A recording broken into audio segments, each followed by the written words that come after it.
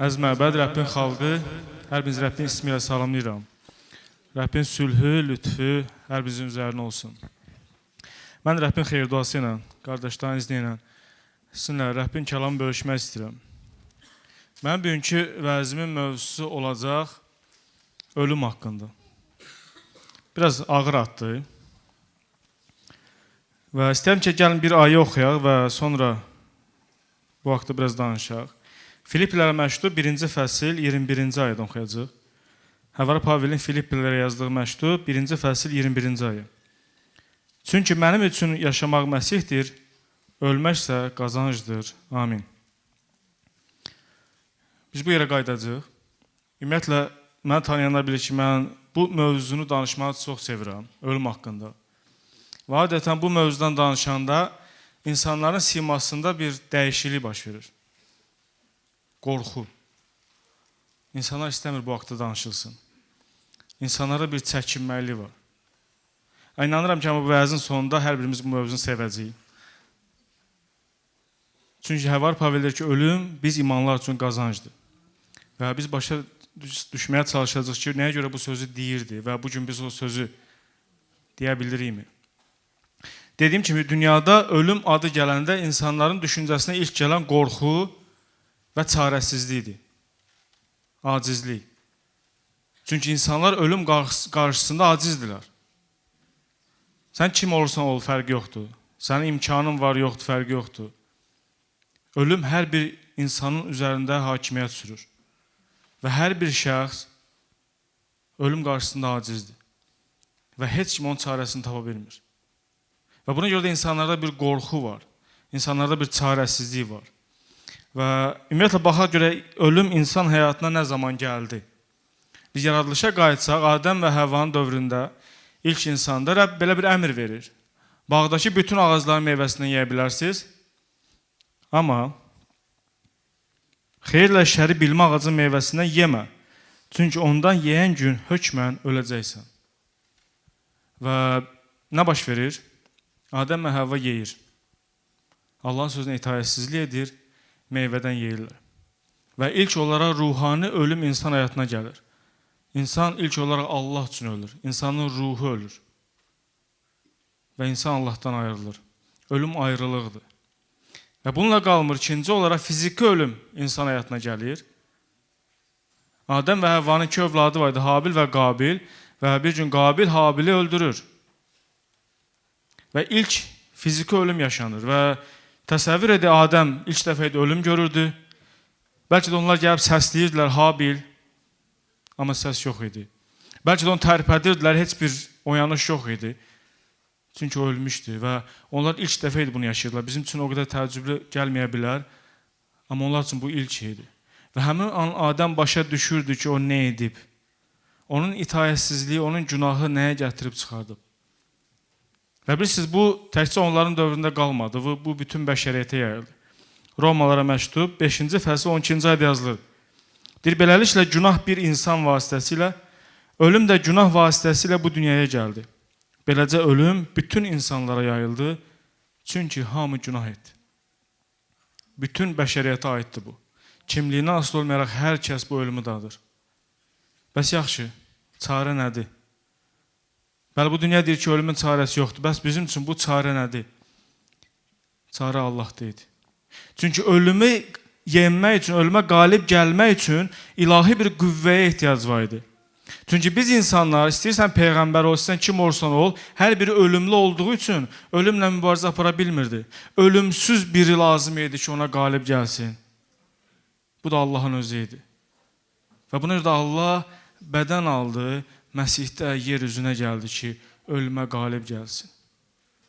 Bilirsiniz, bəzən İsa Məsihi biz sıradan peyğəmbərlərlə müqayisə edirik. Bəzən biz İsa Məsihi hansısa peyğəmbərlə müqayisə edirik və yaxud da ondan aşağı səviyyədə göstərməyə çalışır, daha doğrusu insanlar. Amma istəyirəm ki, baxaq, kəlam İsa Məsih haqqında bizə nə deyir? Yahya İncili 1-ci fəsil 1-ci ayədən yazılıb ki, başlanğıcda kəlam var idi. Kəlam Allahla birlikdə idi, kəlam Allah idi. O başlanğıcda Allahla birlikdə idi. Hər şey onun vasitəsilə yarandı və yaranan şeylərdən heç bir onsuz yaranmadı. Biz nə görürük aylardan? Allahın sözü başlanğıcdan var idi. O Allahla birlikdə idi. və o Allah idi. Və yer üzündə hər şey onun vasitəsilə yarandı. Və sonra 14-cü aydan oxuyuruq ki, kəlam bəşər olub, lütf və həqiqət dolu olaraq aramızda məskən saldı. Həmin Allahın sözü, həmin Allah olan o kəlam Məsihdə bədən aldı və aramızda məskən saldı. İsa Məsih Tanrının özü idi ki, hansı bədən aldı və yer üzünə gəldi. Timoteyə məktubda isə yazır ki, Allah bədəndə zuhur etdi. Və yaxud da Kolossalarda yazır ki, Allahın tam bütövlüyü bədəncə Məsihdə yaşayır və bütün bu ayələr bizə sübut edir, göstərir ki, Məsih Allahın özüdür. O gəldi ki, o ölümə qalib gəlsin və bizi o vəziyyətdən qurtarsın. Və İsa Məsih öz ölümü ilə, çarmıqdakı ölümü ilə ölüm üzərində qələbə çaldı. Və bütün bəşəriyyətin çarəsiz, aciz qaldığı ölümə qalib gəldi. Korinfillərə məktub 15-ci fəsil 55-ci ayda Həvvar Pavel belə bir ayə yazır. Deyir, ey ölüm, qələbən hanı? Ey ölüm, neştərin hanı? O müraciət edir ölümə, hansı ki, bütün bəşəriyyət üzərində bir qələbən var idi. Hanı o qələbə? Bu birisi nəyə bənzəyir? Zəhərli bir ilan düşünün. Hər kəs ondan qorxur, çünki o öldürə bilər. Və birdən-birə onun zəhərini çıxardırsan, o səni dişləyə bilər, amma öldürmə gücü yoxdur artıq, o gücü alınıb ondan. Bəli, Məsihin qanı o ölümün, o zəhərin, o gücünü aldı. Bəzi biz fiziki olaraq dünyamızı dəyişə bilərik, artıq o ölümün bizim üzərimizdə heç bir gücü yoxdur. Ölüm fiziki bədəni tərk etmək deyil, ölüm əbədi zülümdür, əbədi cəhənnəmdir. Bu sadəcə dünyanı dəyişməkdir. İsa bizi ondan azad elədi. O əbədi ölümdən, əbədi əzabdan, onun gücünü aldı. Artıq onun bizim üzərimizdə heç bir qorxusu, heç bir səlahiyyəti, heç bir qüvvəsi yoxdur. Və biz ondan azad olmuşuq. Baxaq, bugün biz yenə qorxuruqmu ölümdən üzbəüz gələndə? Bəli, bu dünya qorxur. İbranilərə məktub 2-ci fəsil 15-ci ayədə belə bir ayə yazılıb deyir və ölüm qorxusuna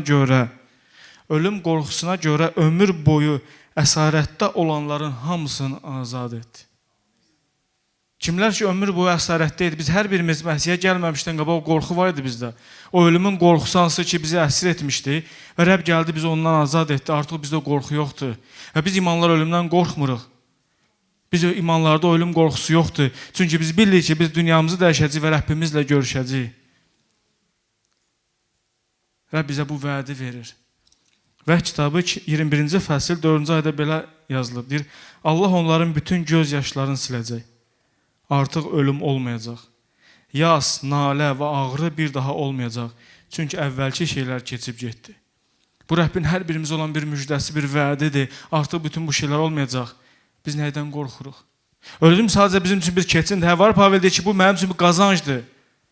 O demək deyil ki, o ölümü sevirdi. Xeyr, o başa düşürdü ki, ölüm sadəcə bu həyatdan o həyata keçiddir. Həqiqi vətənə gedən bir yoldur. Hansı ki, o vətənə, o yerdə ki, orada göz yaşı yoxdur. O yerə ki, Allah bizə vəd edib, o yerdə ağrı yoxdur, o yerdə nalə yoxdur, o yerdə acı yoxdur, kədər yoxdur. O yerdə artıq ölüm yoxdur. Ölümsüzlük var. O şeyi vəd edir Rəbb bizə. Və ölüm bu şey üçün sadəcə bir keçiddir. Biz bugün nəydən qorxuruq? Bizi qorxudan bugün nədir? Ölümlə üzbəüz gələndə. Rəbb bizə bu vədləri verib, Rəbb bizə elə bir həyat vəd edib ki, hər birimizin arzuladığı bir həyatdır o.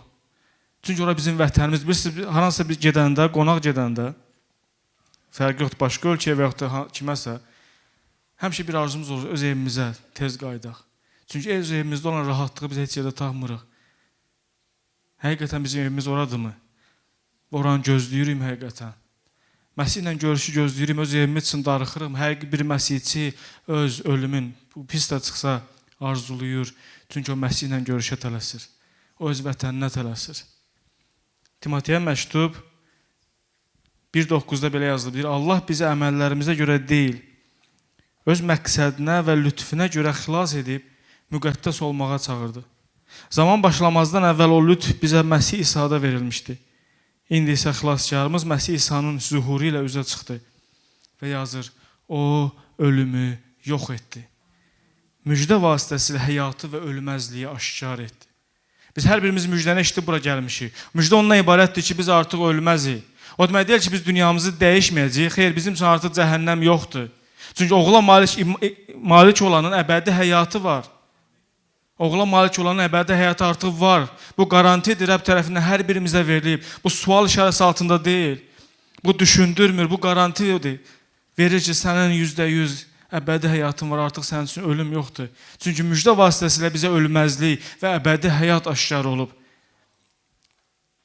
Baxaq bugün həyatımıza, biz xəstəliklə üzbəyiz gələndə, hansısa bir vəziyyətlərə düşəndə hələ də qorxuruqmu biz imanlılar? Baxmayaq ki, illərlə gəlib gedirik, illərlə İsa Məsihi tanıyırıq, hələ də qorxu bizdə varsa gəlin dua edək Rəbbə. Rəbbə yalvaraq ki, o qorxunu götürsün, o əminliyi versin bizə. Rəbbin vədlərinə iman edək. Əgər ola bilər ki, ilk dəfədir bura gəlmirsən və o ölüm qorxusu səndə də var.